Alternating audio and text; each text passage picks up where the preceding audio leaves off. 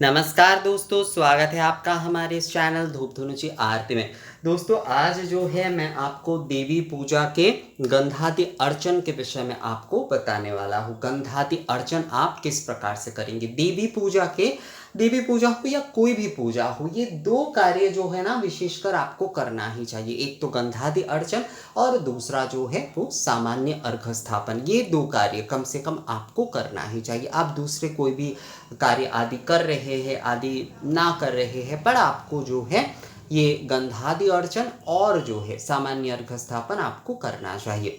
बहुत सारे लोग शुद्धि आदि के बारे में कहते हैं, तो देखिए स्थान शुद्धि आदि वो तो वैसे ही हो ही जाता है, और वायु शुद्धि या फिर द्रव्य शुद्धि आदि जो है वो हम लोग तो मान लीजिए पूजा के वहाँ पर हम धूप दीप कर रहे हैं, हम जहाँ जब जो है पूजा के स्थान पर द्रव्य आदि का मार्जन आदि कर रहे हैं और पवित्र जब हम कर रहे हैं तो वो वैसे ही हो जाता है। इसके ऊपर वैसे मैंने ऑलरेडी वीडियो बनाया है कि हमें कौन कौन से शुद्धि मतलब ज़रूरी हमारे लिए क्या है, द्रव्य शुद्धि आदि ये जैसे हमारे लिए ज़रूरी होता है तो वो आप कर सकते हैं। पर मैं बोल रहा हूँ कि आप लोगों को ये दोनों आवश्यक तौर पर करना ही है। अब दूसरे आदि अगर सभी लोग कर पाए या ना कर पाए, पर आवश्यक तौर पर जो है आपको गंधादि अर्चन और सामान्य अर्घ स्थापन। आप देवी पूजा कर रहे हैं, आप दीपावली के दिन लक्ष्मी पूजन कर रहे हैं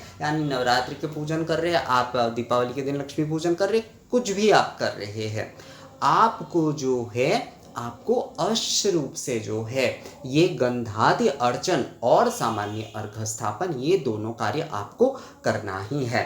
गंधादि अर्चन में मूल रूप से जिस गंध पुष्प आदि धूप दीप से हम पूजन करेंगे उन्हें अमृतमय बनाया जाता है, उन्हें जो है देव पूजा के योग्य बनाया जाता है।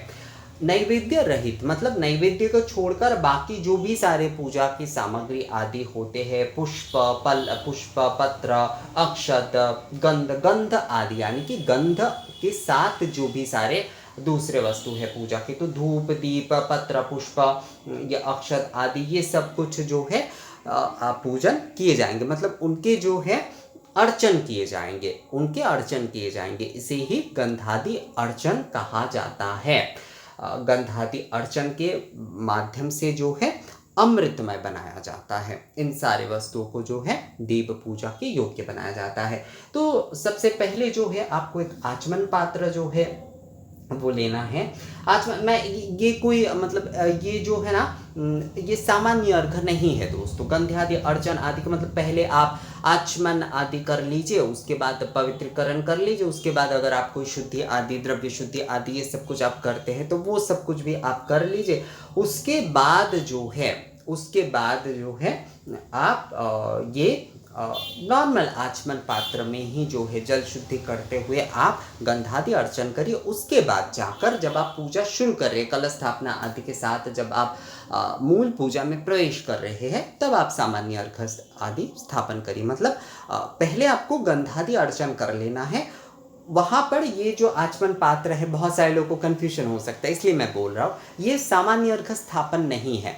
सामान्य अर्घ स्थापन जब आप जो है पूजा में आप प्रवेश करने जा रहे हैं मूल पूजा में, वहाँ पर सामान्य अर्घ स्थापन करके गंधादि अर्चन आदि करने के बाद कलश आदि का जैसे कि कलश आदि स्थितिकरण किए जाएंगे, दीपक प्रज्वलन आदि किए जाएंगे। उसके बाद मूल पूजा में जब आप प्रवेश कर रहे हैं उस समय आप जो है सामान्य अर्घ स्थापन करते हुए आप पूजन शुरू करिएगा दोस्तों। पर ये जो है नॉर्मल आचमन पात्र में जैसे कि जल लिया गया है तो इसे जल शुद्धि किया जाएगा।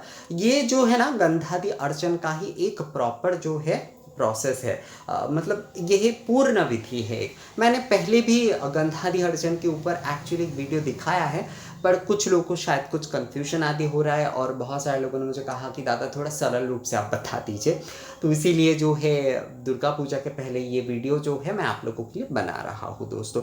तो यहाँ पर सबसे पहले जो है आपको क्या करना है, आपको बोलना है ओम गंगे च यमुने चैव गोदावरी सरस्वती नर्मदे सिंधु कावेरी जले हस्मिन सन्निधिं कुरु।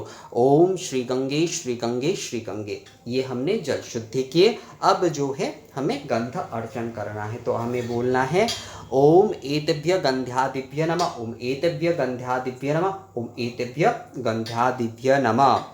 एतगंधपुष्पे एतगंधपुष्पे गंध्यादिभ्य नमः। एतगंधपुष्पे एतद अधिपतय देवाय श्री विष्णवे नमः।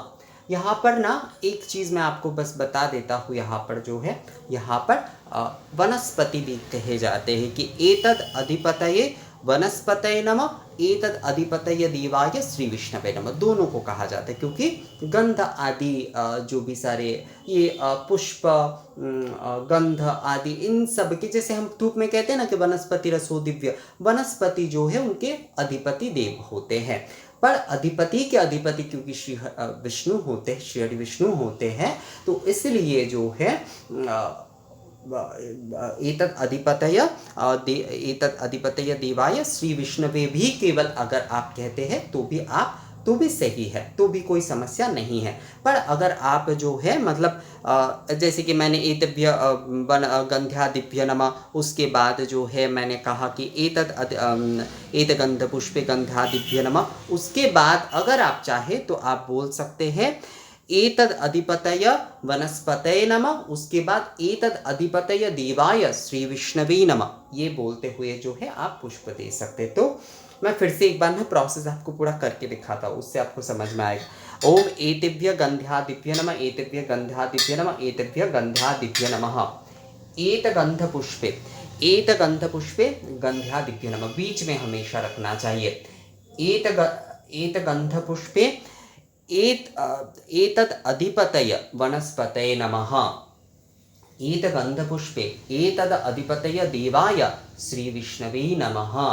इसके बाद जो है हमें पुष्प लेते हुए बोलना है ओम एतद संप्रदानेभ्य श्री भगवती दुर्गादिभ्य नमः। या फिर जिनके भी आप पूजन कर रहे हैं, श्री भगवती अन्नपूर्णादिभ्य नमः, श्री भगवती महालक्ष्मी श्री भगवती महालक्ष्मी नारायण दिव्य नमः। अर्थात महालक्ष्मी के जब आप पूजन कर रहे हैं तो नारायण के साथ कहा जाता है। तो यहाँ पर दुर्गा पूजा की अगर आप कर रहे हैं तो श्री भगवती दुर्गा दिव्य नमः, ये कहते हुए जो है आपको अब प्रणाम करना है। ये हो जाता है आपका गंधादि अर्चन सहज और सरल रूप से जो है। तो सर्वप्रथम जो है आपको एतेभ्य गंध्यादिभ्य नमः, एतेभ्य गंध्यादिभ्य नमः, एतेभ्य गंध्यादिभ्य नमः, ये आपको बोलना है। और ये जल ना सब में जितने भी सारे द्रव्य आदि है और जितने भी आपके हैं उसमें आप छिड़क दीजिएगा। हाँ, तो और पुष्प लेकर जो है, जो गंध पुष्प है उसे लेकर आप एतेभ्य गंध्यादिभ्य नमः बोलते हुए बीच में एक पुष्प आप रखिएगा।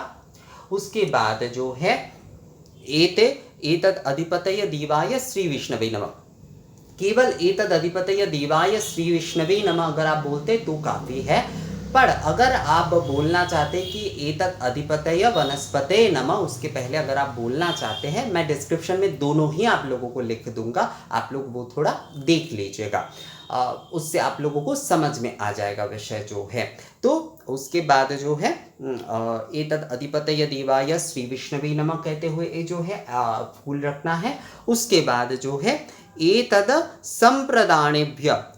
संप्रदानेभ्य श्री भगवती दुर्गादिभ्य नमः, ये कहते हुए जो है फिर आपको प्रणाम करना है। अर्थात जो है ये आपका गंधादि अर्चन जो है आपका पूर्ण हो जाता है। तो सर्वप्रथम आपको बोलना है एतेभ्य गंध्यादिभ्य नमः, उसके बाद एतद अधिपतये श्री विष्णवे नमः, उसके बाद एतद संप्रदानेभ्य श्री भगवती दुर्गादिभ्य नमः, ये कहते हुए जो है प्रणाम करते हुए आपका गंधादि अर्चन आपको पूर्ण करना है। तो ये हो जाता है गंधादि अर्चन। ये आप देवी पूजा में करें, देव पूजा में करें, सभी जगह पर एक ही नियम है, यहाँ पर कोई अलग नियम इसका नहीं है, आपको बस ये ख्याल रखना है। तो सहज और सरल रूप से जो है आपको यही बोलना है बस। आप अगर जो है वनस्पति बोलना चाहते हैं, एतद अधिपतये वनस्पतये नमः बोलना चाहते हैं तो बोल सकते हैं, पर वनस्पते नमः बोलने के बाद भी जो है आपको बोलना होगा एतद अधिपतय देवाय श्री विष्णवे नमः, अर्थात एतद अधिपतय वनस्पतये नमः, एतद अधिपतय देवाय श्री विष्णवे नमः। अथवा जो है वनस्पति आप ना बोले, आप जो है एतद अधिपतय अर्थात एतव्य गंधादिभ्य नमः, एतव्य गंधादिभ्य नमः, एतव्य गंधादिभ्य नमः, एतगंध पुष्पे गंध्यादिभ्य नमः, एतद अधिपतय देवाय एतगंध पुष्पे एतद अधिपतय देवाय श्री विष्णवे नमः, एतगंध पुष्पे एतद संप्रदानेभ्य श्री भगवती दुर्गादिभ्य नमः। ये कहते हुए जो है आप गंधादि अर्चन पूर्ण करिए। तो मुझे लगता है दोस्तों आप लोगों को गंधादि अर्चन की ये जो विषय है वो आप लोगों को समझ में आ गया है, और इसी प्रकार से आप लोगों को जो है गंधादि अर्चन करना है। और गंधादि अर्चन और सामान्य अर्घ स्थापन ये दोनों जो है बहुत ज़रूरी विषय है।